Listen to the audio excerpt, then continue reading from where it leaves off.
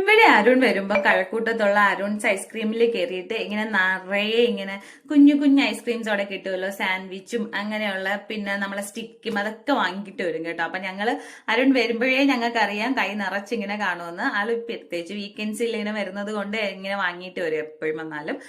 അങ്ങനെ ഞാൻ കിടന്ന് ഉറങ്ങിപ്പോയി കേട്ടോ. അരുൺ വന്നപ്പോ ലേറ്റ് ആയി. ഇവർ രണ്ടുപേരും ഉറങ്ങാതെ ടി വി ഒക്കെ കണ്ടിരിക്കുമായിരുന്നു. അപ്പൊ ഞാൻ ഉറക്കത്തിൽ നിന്ന് വന്നപ്പോഴും ഐസ്ക്രീം ഒന്നും ഞാൻ വിട്ടിട്ടില്ല. ഐസ്ക്രീം അങ്ങനെ വിടാനും പറ്റില്ലല്ലോ.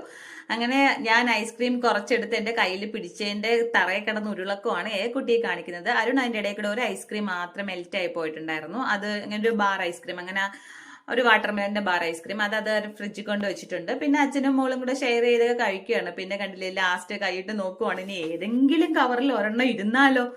അങ്ങനെ പിന്നെ ഒരെണ്ണം ലാസ്റ്റ് വന്നതാണ് കേട്ടോ. ഞാൻ പക്ഷെ എന്റെ വായിലെ ടേസ്റ്റ് പോയിട്ടുണ്ടായിരുന്നു. ഇത് ഒരു ആപ്പിൾ ഫ്ലേവർ ആയിരുന്നു, പക്ഷെ അത് അത്രയ്ക്ക് കൊള്ളൂലായിരുന്നു. ആ ഒരു വായിലെ